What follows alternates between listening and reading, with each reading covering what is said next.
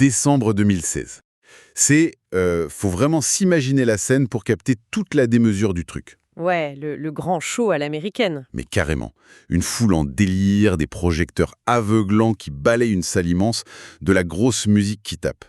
Et au centre, trônant comme une relique du futur, un semi-remorque à hydrogène.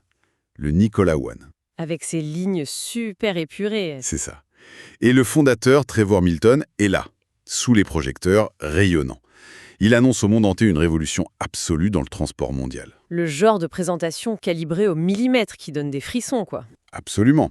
Sauf que, voilà, il y a une réalité cachée. Un secret industriel que littéralement personne dans cette salle ne soupçonne à cet instant précis. Le camion est une coquille vide. Mais totalement vide. C'est un accessoire de cinéma, le truc. C'est fou quand on y pense. Il n'y a pas de moteur à l'intérieur, pas d'engrenage, même pas de système de contrôle qui marche. Ce fameux bijou censé changer la face du monde est physiquement incapable de rouler. C'est du théâtre, pur et simple. Et on parle pas d'une petite exagération marketing, là. On parle vraiment d'un mensonge fondateur. D'où le sujet de notre exploration d'aujourd'hui. Je suis ravi qu'on aborde ça. Moi aussi, je suis ravie d'être là. C'est une histoire fascinante. On va faire une vraie plongée en profondeur dans l'ascension et la chute vertigineuse de Nikola Motors. Avec une source principale, Yvan. Oui, on s'appuie sur une source unique mais super riche. C'est une enquête vraiment chirurgicale de la rédaction de Blox News sortie en février 2025. Très gros dossier. Exactement. Et notre mission aujourd'hui, c'est pas juste de lister les dates d'une fraude à 34 milliards de dollars. Ce qui est captivant, c'est de décortiquer la mécanique de l'illusion. Comment une simple narration a pu aveugler tout le marché. Des petits portefeuilles jusqu'à un géant comme General Motors. C'est ça le vrai mystère de la tech moderne. Bon, décortiquons tout ça. Parce qu'on ne peut pas comprendre cette histoire sans comprendre le cerveau derrière tout ça. Trevor Milton. Le personnage clé. Quand on lit l'enquête de Block News, ce qui frappe direct, c'est son CV. Vu l'ambition de Nicolas, on s'attend à un gars qui sort du MIT ou avec un doctorat en thermique. Mais pas du tout. Rien à voir, hein. Ah ben non, son expérience fondatrice, il l'acquiert à 19 ans dans l'Utah. Et il fait quoi? Il vend des alarmes en porte-à-porte. Des alarmes. En porte-à-porte. On est très très loin de la pile à combustible. Techniquement, oui, très loin. Mais psychologiquement, c'est la formation parfaite. L'article insiste vachement là-dessus. Milton, il a un bagou de dingue. Il sait parler aux gens. Exactement. Avec le porte-à-porte, il comprend une règle d'or que des entrepreneurs tech mettent des années à capter. Tu vends pas un produit physique ou des specs techniques, tu vends une promesse. Un sentiment de sécurité, une vision. Voilà, et c'est un trait de caractère qui le définit complètement. D'ailleurs, l'enquête parle d'une boîte qu'il a fondée avant Nicolas, une sorte de premier coup d'essai. C'était d'hybride, c'est ça, hein? C'est ça, d'hybride. Et c'est le premier gros avertissement que Block News documente. L'idée de base n'était pas idiote en fait. Prendre des camions diesel classiques et les convertir au gaz naturel compressé. C'était dans l'air du temps. Ouais, la transition écologique intéressait les gros transporteurs. Et là, Milton réussit un coup de maître. Il décroche un contrat avec Swift Transportation pour convertir 800 camions. Un des plus gros transporteurs américains quand même. Pour une jeune boîte, sur le papier, c'est un succès massif. Sauf que la réalité technique, elle suit pas du tout. Pas du tout. La techno plante, les camions tiennent pas leurs promesses, problème de fiabilité, et ça part direct vers les tribunaux. Et c'est là qu'il y a un détail du rapport qui m'a vraiment fait halluciner. Vas-y. Pendant que les ingénieurs se rendent compte que rien ne marche, Milton continue de lever des fonds. Et pour rassurer ses investisseurs chez DIA Hybrid, il leur dit que le contrat Swift vaut entre 250 et 300 millions de dollars. Alors que la réalité, selon les documents légaux épluchés par les journalistes, c'était 16 millions. Non, c'est de la fabulation totale. Le modèle de l'exagération extravagante était déjà complètement en place. C'était sa preuve de concept pour la méthode Milton. Et le pire, c'est que le marché a rien retenu de cet échec. En 2014, Washington Industries rachète DIA Hybrid pour 15,9 millions. Donc il s'en sort bien. Il s'en sort avec un beau chèque et une réputation intacte. C'est fou. Il vend un truc qui échoue techniquement, mais il fait une sortie financière positive. Et avec cette impunité, il fonde la fameuse Nikola Motor Company. D'ailleurs, le nom, hein. Ah oui, le nom! Prendre Nikola, le prénom de Nikola Tesla. C'est d'une audace incroyable. C'est pour se mettre en miroir direct avec l'entreprise d'Elon Musk. Le message est clair. Ils ont pris le nom de famille pour la voiture, moi je prends le prénom pour le camion lourd. La confiance en soi est délirante. Grave. Mais ça masque une réalité cruelle. Il y a une citation dans l'enquête de Block News qui résume tout. C'est « Milton n'était pas un ingénieur qui vendait, c'était un vendeur qui faisait semblant d'être ingénieur. Et cette petite nuance a coûté des milliards. » Littéralement. Ce qui nous amène à l'acte 2. Et là, ça devient vraiment croustillant. L'événement de janvier 2018, qui est une légende urbaine dans la tech. La fameuse vidéo de la colline. La vidéo du Nicolas Wan, un chef-d'œuvre. J'ai relu le passage 2 fois. Donc, Milton balance cette vidéo sur Twitter. On voit le semi-remorque futuriste qui glisse majestueusement sur une route déserte, super paysage derrière. Tout le monde y croit. Bah oui, ça donne l'impression que le monstre de 40 tonnes roule tranquille à l'hydrogène. La presse s'enflamme, la finance applaudit. Et le secret technique derrière ça? C'est comique. Le camion a juste été remorqué en haut d'une pente très douce et ils ont lâché les freins. Il est en roue libre. C'est époustouflant d'économie de moyens, en fait. Pas d'effets spéciaux à Hollywood, ils ont juste utilisé la physique de base. Newton, quoi. La gravité terrestre déguisée en innovation de pointe.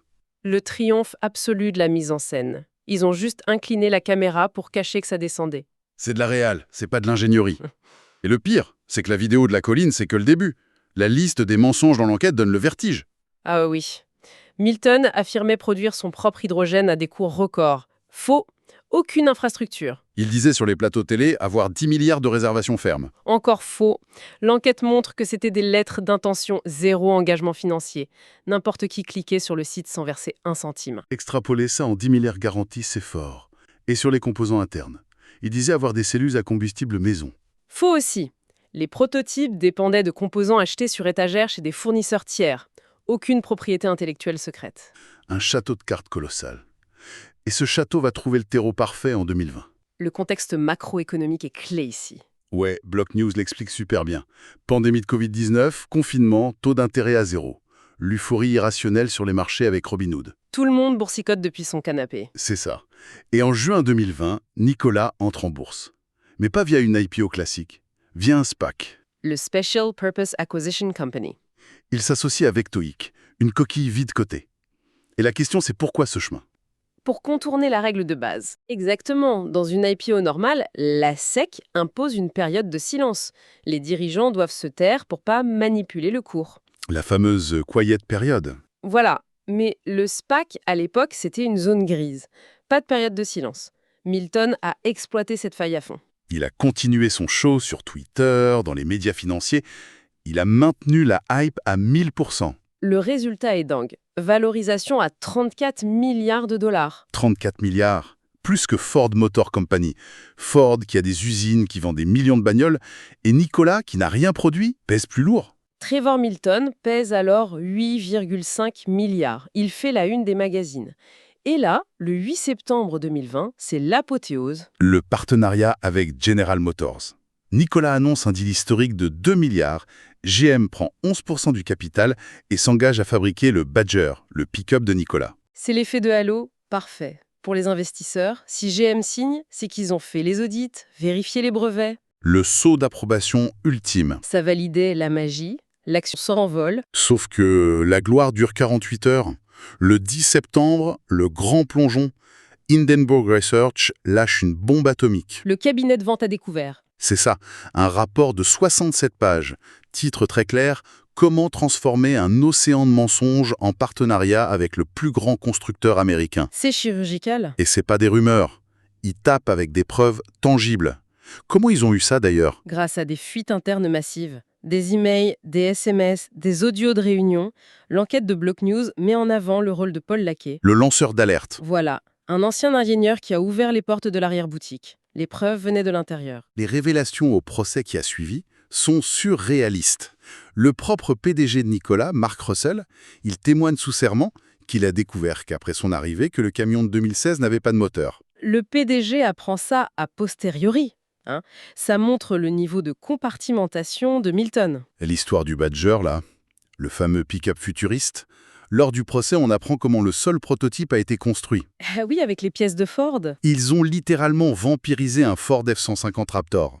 Le châssis, la mécanique, ça venait du pick-up thermique de Ford. Le comble de l'ironie, le concurrent soi-disant écolo qui est un puzzle de pièces Ford bricolées en cachette. Comment tu caches ça à GM indéfiniment?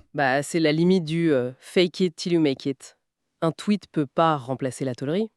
Et les conséquences ont été désastreuses. Chute de 94% de l'action. Et les victimes, c'était pas que des hedge funds, c'était des particuliers. C'est la réalité humaine derrière les chiffres. Exactement. Block News décrit des retraités, Des gens qui compensaient des pertes de confinement, leurs économies volatilisées en quelques semaines. Ce qui nous mène à l'acte final. Octobre 2022, procès pénal fédéral. Milton Alay est reconnu coupable. 4 ans de prison ferme, 1 million d'amendes et surtout 168 millions de restitutions civiles pour les victimes. La procureure Jordan Estes a dit « Mensonge sur mensonge sur mensonge, c'est une fraude à l'ancienne. Le format était moderne avec Twitter, mais le fond, c'était une arnaque classique. » Et la réalité industrielle s'effondre. En 2024, dépôt de bilan. L'usine immense en Arizona est rachetée par Lucid Motors pour 30 millions. Une décote de 94%. La traduction physique de l'effondrement. Et là, l'enquête de Block News aborde l'épilogue de février 2025. Un point super important, on fait que rapporter les faits de l'enquête ici, avec une stricte neutralité. Tout à fait. Les faits sont clairs. 1 mois avant l'élection de novembre 2024, Milton et sa femme donnent 1,8 million de dollars à un fonds pour la campagne de Donald Trump. Et le 27 mars 2025, Il reçoit un pardon présidentiel complet. La prison est effacée, l'amende aussi. comment l'article analyse les réactions? Parce que c'est hyper polarisant. Block News expose les deux visions chirurgicalement. D'un côté, la Maison-Blanche et ses soutiens affirment que les procureurs ont weaponisé le dossier. Instrumentaliser la justice, Voilà, ils disent que la justice est sortie de son impartialité pour abattre un entrepreneur. et les critiques disent quoi? Ils rappellent les faits de la procédure. Milton n'a pas été condamné arbitrairement, mais par un jury populaire de citoyens qui ont vu les preuves. Et il y a la question des victimes. Surtout ça. Les petits épargnants peinent toujours à récupérer les 168 millions. Pour les critiques, ces victimes sont les dommages collatéraux de cette amnistie. Ce sont deux perspectives irréconciliables. C'est clair. Et l'ironie finale de cette histoire, c'est la situation de Milton aujourd'hui. Il est PDG de Cyberjet dans l'Utah, il vend des jets privés. Et il milite sur les réseaux. Ouais, il fait campagne pour rendre la vente à découvert illégale aux États-Unis. Le cynisme est absolu.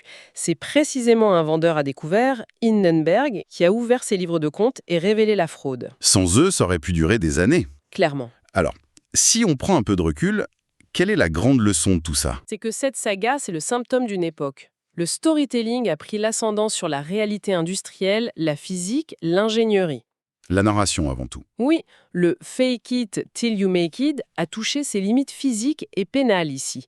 Face au charisme d'un fondateur, l'esprit critique est notre seule protection. Faut toujours soulever le capot pour voir s'il y a un moteur. C'est une métaphore parfaite.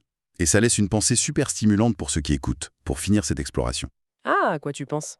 Quand on y pense, si tout un écosystème, médias, spécialistes, analystes, General Motors et des millions de gens a pu être hypnotisés par un camion de 40 tonnes qui roule en roue libre juste avec la gravité, C'est vrai que c'est effrayant. face aux promesses délirantes d'aujourd'hui, l'IA, les nouveaux transports, quelle autre technologie révolutionnaire qui fait les gros titres en ce moment ne roule en réalité qu'en descente? C'est la vraie question. Faut garder l'œil ouvert. Et l'esprit critique bien affûté. Merci pour cette plongée en profondeur.